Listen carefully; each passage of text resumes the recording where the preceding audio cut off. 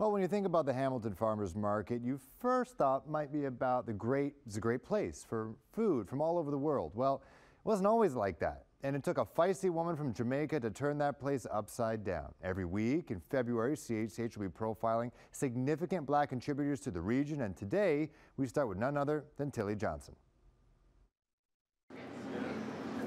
It wasn't that long ago that a trip down the ramp at the Hamilton Farmers Market would be the highlight of your experience, starting with a warm greeting from Ethilda Tillie Johnson, who changed the landscape of the market and Hamilton itself. She wanted to go to school, however, her father couldn't afford it, and they gave her food to sell in the market instead.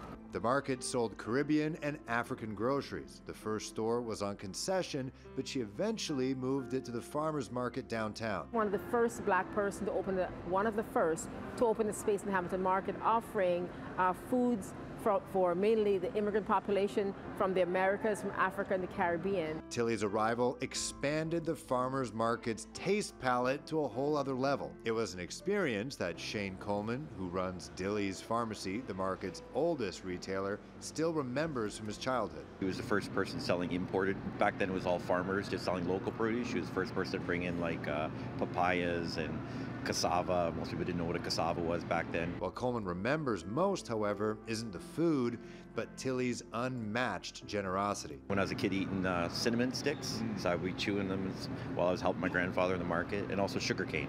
She'll put in your basket all these extra foods, you know, like plantain and mangoes. She just give you things, and if you have a Caribbean event, she would give you different kind of Caribbean foods to cook for that event. So she's always generous. For Tillie, her food didn't just nourish your body, but your soul. She was able to use her foods to engage people, to have conversation. She made a tremendous amount of friends in this market. But not everybody embraced Johnson's energy. She took the city to court back in 1986 after she says it stood pat on her complaints of racial abuse. You're standing alone in a wide ocean.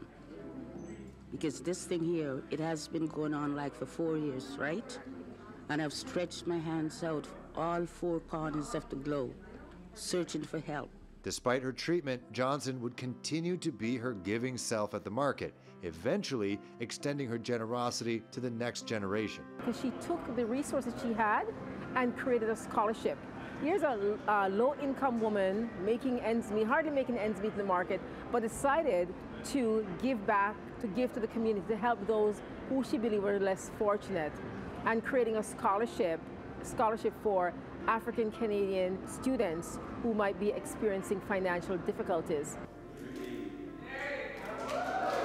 Tillie's contributions led to an honorary Doctor of Laws degree from McMaster University and was inducted into Hamilton's Gallery of Distinction in 2006. She died 10 years later, and in 2022, she was immortalized with a plaque at the entrance to the market, just steps away, where she made so many people smile, but more importantly, help open their minds. Breaking food in all cultures has always been a great way to start a conversation. Let's talk about this over bread, right? I see your humanity, because we're all enjoying meals together. We're talking, we have this commonness of our humanness is at play, right, as opposed to our differences.